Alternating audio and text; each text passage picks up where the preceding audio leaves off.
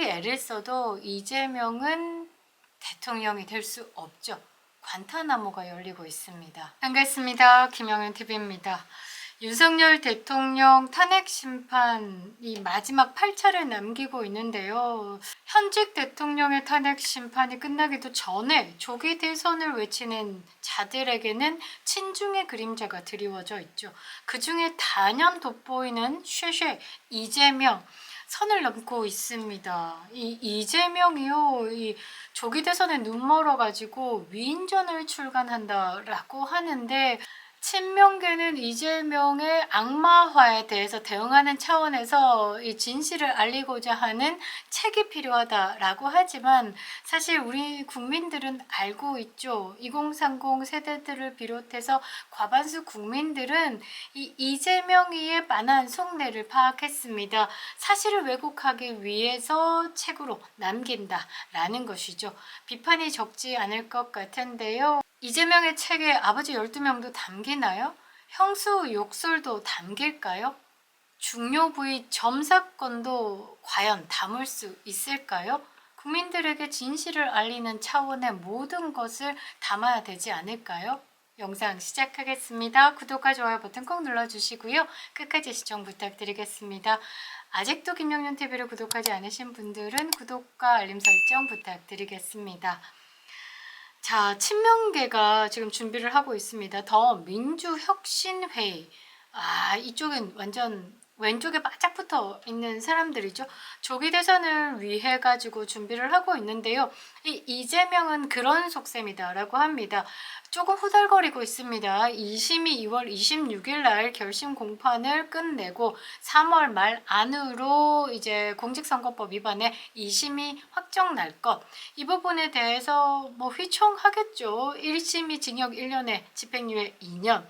2심에서 이것보다 조금 떨어진다라고 해도 금배지가 떨어지는 형을 받을 겁니다. 그리고 대법원은 3개월 안에 끝난다라는 거죠. 이것을 뒤집을 수 있는 방법은 무조건 대선밖에 없습니다. 2심의 판결이 그렇게 떨어져도 윤석열 대통령에 대한 탄핵이 인용이 되면 조기 대선판으로 바뀌는 상황에서 나는 출마하겠다라고 이야기를 했는데, 대통령에 출마하는 사람을 두고 대법원에서 감히 판결을 내릴 수 있을까? 이거 하나 보고 달리고 있는 상황. 그 상황에서 지금 조기 대선판으로 완벽하게 바꾸기 위해서, 그리고 개딸들의 응집을 위해서라도 뭔가 액션이 필요한 거죠. 생쇼가 필요한 겁니다. 그 생쇼의 일환으로 이 전기 출간을 준비 중이다 라고 저는 생각합니다. 이재명 가이드북이랍니다. 이재명 가이드북은 굳이 필요 없는데요. 포스터 한 장으로 신체에 대한 부분을 막 설명하면서 똥구멍에는 대장동 게이트, 뭐 이분, 뭐 저문 등등등 많이 이재명에 대해서 알려져 있는데 굳이 책을 필 필요가 없을 것 같은데 말입니다. 이 혁신회의가 출간 중인 이재명 가이드북은요, 이재명의 정치 역정과 준비된 지도자로서의 면모를 부각하는 내용을 담을 예정이다라고 합니다. 사실상 이재명에 대한 위나 전기인 셈이죠. 이재명 가이드북에는 이재명의 측근들이 곁에서 본 모습, 그러니까 이재명에 대해서 어떤 평을 한 부분을 주로 담을 예정이라고 합니다. 그러니까 김병주 같은 것들이 글을 썼을 거고, 주로 딸랑딸랑 하는 사람들의 글을 담겠죠. 뭐 정청래, 최민희, 전현희 이런 사람들이 이재명을 봤는데, 우리 아버지 코판대도 있어야죠. 코털 끝에 매달린 코딱지도 아름답습니다. 이런 것들 적는 글이다라고 보시면 되겠죠.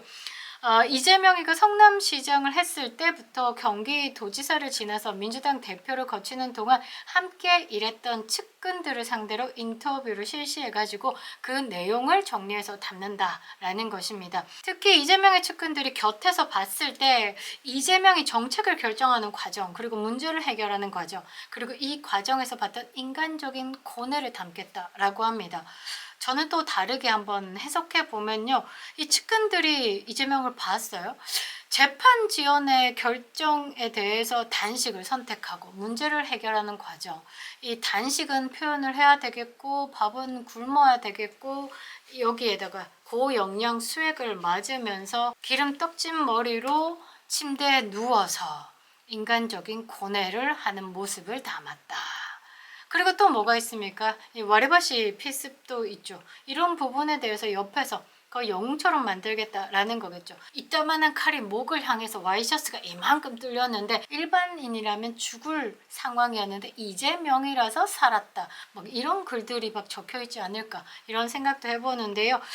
이재명의 정책 노선에 대한 변경, 그러니까 좌쪽에서 극으로 달리다가 갑자기 우클릭 해가지고는 이런 논란들이 가중된 만큼 알려지지 않은 뭐 이재명의 고심 등을 전하면서 오해가 해소될 것이다 라고 생각을 하면서 기대를 넣었다 라고 하는데, 그냥 이거 나오면 쓰레기인 것 같은데요. 인쇄하는 그 값이 아깝지 않을까 싶기도 합니다.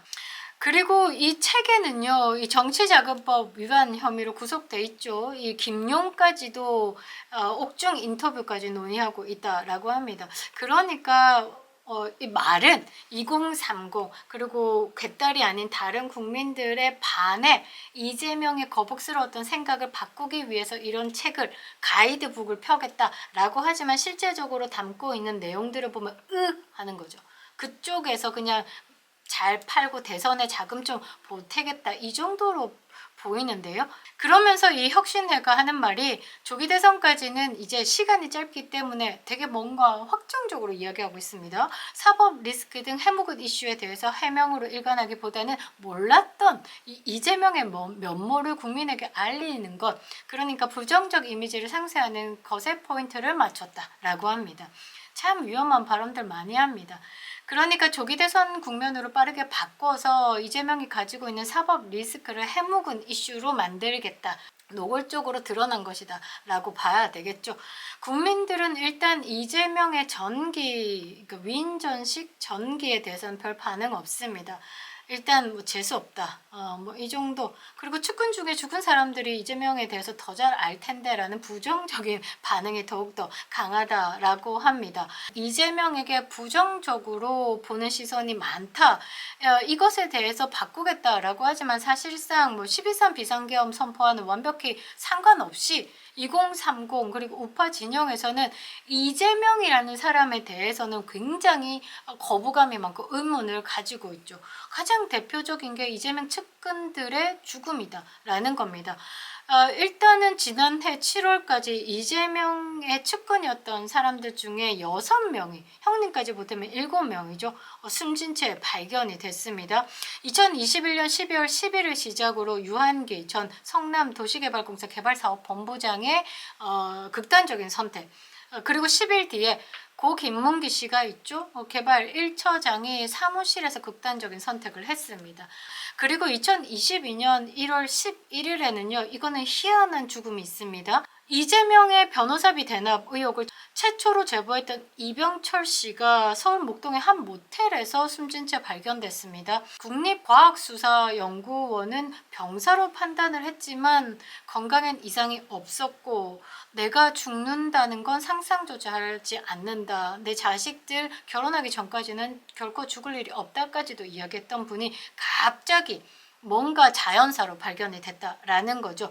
그리고 같은 해 7월 27일에는 김혜경의 경기도 법화 유용 때문에 참고인 조사를 받던 배소연의 남자친구죠. 김모 씨가 자택에서 숨진 채 발견됐습니다. 이 빌라의 실제 소유주는 배소연으로 밝혀지기도 했었죠. 그리고 2023년 3월 9일에는 이재명 대표 경기도지사 시절의 첫 비서실장이었던 전형수 씨가 숨진 채 발견됐습니다. 유서에는 이제 그만 내려놓으시죠. 그러니까 정치를 하지 말라라는 글까지 남기면서 떠났다라는 겁니다. 이 전형수 씨는 경기주택도시공사 경영기획본부장도 지냈고 쌍방울의 김성태 회장 모친상까지도 이재명을 대신해서 조문을 간 사실이 드러나기도 했었죠. 그리고 지난해 10월에는요. 이재명 대표 측근으로 알려진 사람이죠. 갑자기 강원도 고성 해변가에서 익사한 채로 발견되기도 했습니다. 이 사람은 2021년 민주당 대선 후보 경선 당시에 이재명을 도왔던 사람이고요. 손가락 혁명부대 이런 걸로 이제 댓글 쪽으로 지원을 했던 분이고, 이때 대선 후보 경선 당시에 이낙연 후보를 비방하는 데에 조금 앞장섰던 분이다라는 의혹을 받기도 하죠. 이재명이 이런 죽음을 다룰까?